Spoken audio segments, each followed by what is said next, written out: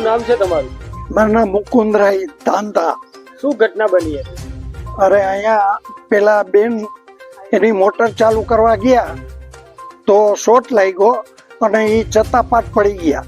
એમાં એ ઘરમાં કોઈને ખબર નહોતી, પરંતુ ત્યાં બે છોકરાઓ કામ કરવા આવે છે. એ આવ્યા ત્યારે એમને ખબર પડી, એટલે ઘરમાં એમના સસરા હતા, એમને વાત કરી અને એ બહાર નીકળીને બધા શેરીમાં બધાને કીધું અને બધા ત્યાં ભેગા થયા. અત્યારે એ બેનને હોસ્પિટલે બતાવવા માટે લઈ ગયા છે. એ બેનને શોર્ટ લાગ્યો.